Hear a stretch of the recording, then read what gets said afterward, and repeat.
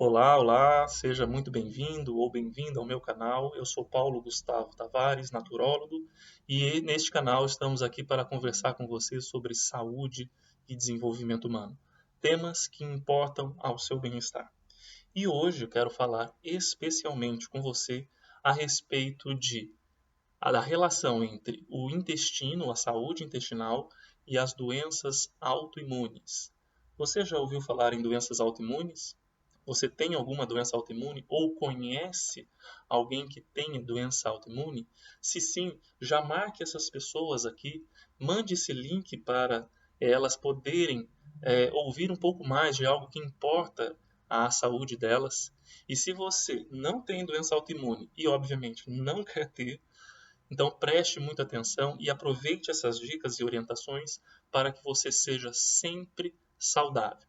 Se não estiver tendo hábitos saudáveis dos tipos que falarei agora, você deve começar desde já a cuidar melhor do seu corpo, da sua mente, para que você possa sempre viver de uma forma tranquila, saudável, com bem-estar. Todos nós merecemos isso e devemos construir isso na nossa vida e colocar isso como uma das maiores prioridades no nosso dia a dia. Bom, mas o que é doença autoimune? Qual a relação das doenças autoimunes com o nosso intestino? Bom, doença autoimune é uma doença caracterizada por um ataque do próprio sistema imunológico ao nosso corpo, a alguns tecidos, órgãos, sistemas do nosso corpo. Eu posso dar alguns exemplos de doenças autoimunes para você, algumas das mais comuns: esclerose múltipla, psoríase, lúpus, artrite reumatoide, diabetes tipo 1, entre tantas outras, como tireoidite de Hashimoto, a doença de Crohn e assim por diante. Cada vez mais pessoas estão chegando ao meu consultório para se tratarem por terem uma doença autoimune. Infelizmente, essas doenças autoimunes estão se tornando muito comuns na nossa sociedade. O que acontece numa doença autoimune é que os anticorpos produzidos pelo sistema imunológico, que só deveriam atacar agentes patogênicos que entram em nosso corpo, ou então defender o nosso corpo de substâncias que o próprio corpo produz, acontece que esses anticorpos agora passam a atacar estruturas específicas do nosso corpo, órgãos, glândulas, por exemplo. A tireoidite de Hashimoto, os anticorpos começam a atacar a própria glândula tireoide, fazendo com que a doença evolua, né? Esse ataque evolua para um hipotireoidismo, uma doença funcionando mal. Há outras doenças, como a diabetes tipo 1, no caso autoimune, anticorpos começam a destruir os tecidos do pâncreas, fazendo com que o pâncreas não consiga produzir insulina e, portanto, a glicose fica mais concentrada no sangue, causando vários outros problemas, outras consequências. Na esclerose múltipla, existem áreas do seu cérebro que começam a ser deterioradas pelo ataque de anticorpos específicos. E com isso, várias consequências no nosso sistema nervoso vão acontecer. Ou seja, são vários tipos de doenças, mas sempre há essa componente. Os anticorpos atacando o próprio organismo.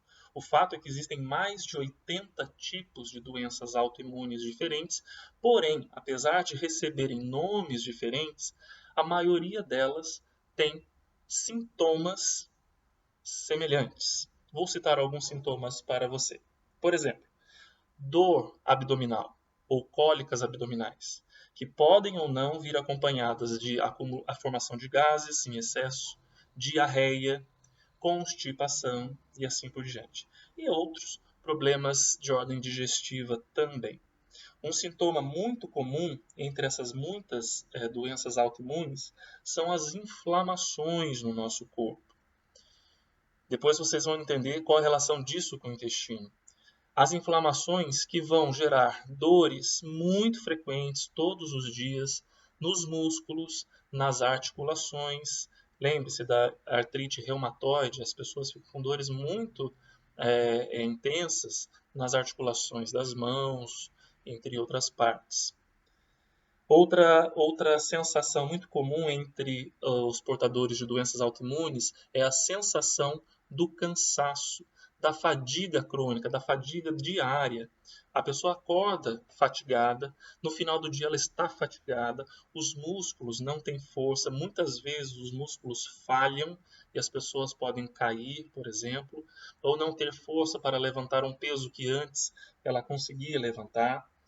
Outros sintomas são coceiras na pele ou o aparecimento de erupções cutâneas. Sensação de formigamento, em especial nos pés e nas mãos, nos pés e nas pernas, e mudanças muito repentinas no peso corporal. Mas ok, qual a causa disso tudo? Já que elas têm muito em comum. A causa da maioria delas, se não de todas, porque não podemos aqui ousar afirmar que são todas elas estão relacionadas a essa causa, mas quase todas nós temos certeza que sim, segundo os estudos apontam, que é a permeabilidade intestinal. Aí você começa a entender a relação da saúde intestinal com as doenças autoimunes. O que é a permeabilidade intestinal ou a Leaky Gut Syndrome? A síndrome do intestino que vaza, do intestino permeável. É que as células epiteliais do intestino, que devem ser sempre muito juntas, as junções delas são sempre muito estreitas, para impedir a passagem de substâncias indevidas do intestino para a corrente sanguínea, agora elas começam a ficar menos juntas, as junções estão mais frágeis, ou seja, a parede intestinal fica como que mais porosa, menos seletiva. E nisso, substâncias de alimentos que foram mal digeridos, proteínas mal digeridas e ou toxinas que estão no nosso intestino e que iriam ser eliminadas com as fezes, agora conseguem passar para a corrente sanguínea e quando isso acontece, o seu organismo, o seu sistema imunológico, começa a produzir inflamações diversas, porque a inflamação é uma reação do sistema imunológico para defender o organismo de algo que pode ser potencialmente nocivo para ele. E como é que isso acontece? Como é que essa permeabilidade intestinal acontece? São várias razões. Agora preste muita atenção, porque pode ser que você esteja fazendo muitas dessas, se não todas, e é um forte ou uma forte candidato ou candidata a ter alguma doença autoimune, principalmente se você já tiver histórico na família por uma questão genética. Por exemplo, alterações na microbiota intestinal. Microbiota é o conjunto das espécies e do número de bactérias que vivem no seu intestino. Então, essa microbiota, quando tem uma alteração para menos das espécies e do número dessas bactérias que precisam e são essenciais para a nossa saúde, você tem um menor controle do bom funcionamento da parede intestinal. Outro fator presente em praticamente todos os casos de permeabilidade intestinal é o consumo muito frequente, em grandes quantidades, da proteína do trigo, da cevada e do centeio. Do que é que eu estou falando? Do glúten, exatamente isso. Muita gente está tendo problema com glúten hoje. O glúten está muito agressivo para a parede intestinal, até porque o glúten de hoje em dia, a concentração de glúten no trigo hoje em dia é 400% mais do que o glúten presente no trigo de antigamente. Mas não somente isso, o leite e seus derivados. Hoje o leite, infelizmente, também não é mais leite praticamente. Tem muita substância química, as vacas recebem muitos hormônios, muitas drogas veterinárias, o que tem tornado o leite mais agressivo do que naturalmente já é para algumas populações. Alimentos pró-inflamatórios, alimentos tóxicos. Aqui eu posso dar um dos principais exemplos, que são os fast foods. Se você come fast food, preste muita atenção, comece a maneirar e retirar da sua alimentação e ou dos seus filhos e parentes esse tipo de alimento altamente prejudicial. Alimentos industrializados, açúcares de uma forma geral, alimentos ricos em adoçantes artificiais, prejudicam a parede intestinal e, sabe o que mais?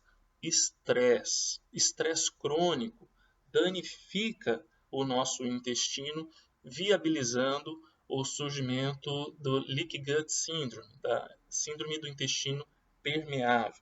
Agora eu quero dar alguns exemplos para vocês de alimentos, como alguns desses eu já falei, que promovem a inflamação intestinal e também favorecem um aumento da inflamação sistêmica se você já tiver inflamações decorrentes do intestino permeável. Então vamos lá.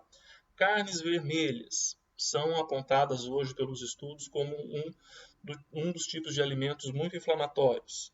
Sorvetes industrializados riquíssimos em gordura hidrogenada e muito açúcar, bolachas e demais farináceos, doces de uma forma geral, porque o açúcar ele é muito danoso, é um alimento inflamatório e acidificante, gorduras ricas em ômega 6, ômega 3 é muito bom, ômega 6 tem que ser consumido em doses bem mais baixas. O fato é que nós estamos consumindo ômega 6 em proporções extremamente maiores do que os ômega 3, e o ômega 6 ele é pró-inflamatório. E onde eles estão? Em óleos vegetais. Esses óleos de cozinha, óleo de soja, óleo de milho, óleo canola, óleo de milho, esses óleos que são usados para cozinhar hoje em dia não são nada bons, são parcialmente hidrogenados. E as demais gorduras trans também. Corantes, conservantes, praticamente todos os produtos industrializados hoje têm.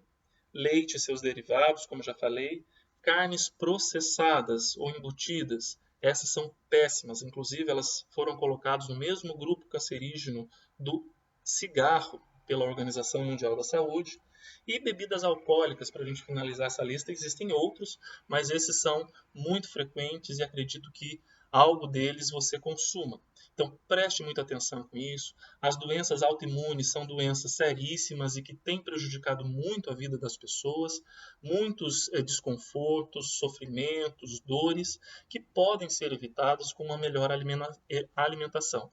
Cuide bem do seu intestino. É nele que tudo aquilo que você absorve de líquidos e de comidas vai parar. E é lá que eles serão absorvidos. Então, se a saúde intestinal não estiver muito boa, saiba, você terá sérios problemas decorrentes disso. Então, nossa intenção é gerar uma consciência de prevenção, alertando vocês que estão se alimentando mal e com maus hábitos, como, por exemplo, mantendo os níveis de estresse muito alto, que eu já falei, afetam a permeabilidade intestinal e a saúde da microbiota intestinal. E, por consequência, abre um campo muito fértil para as doenças autoimunes. Espero que isso tenha sido útil para você. Se você conhece pessoas que têm doenças autoimunes ou que querem cuidar melhor da sua saúde para ter um estilo de vida melhor, mande esse link, mande esse vídeo para elas. Dê logo também o seu like nesse vídeo e compartilhe nas redes sociais. Vamos difundir o que pode ser bom e útil para todos. Deixe meu abraço, espero vocês no próximo vídeo. Até lá!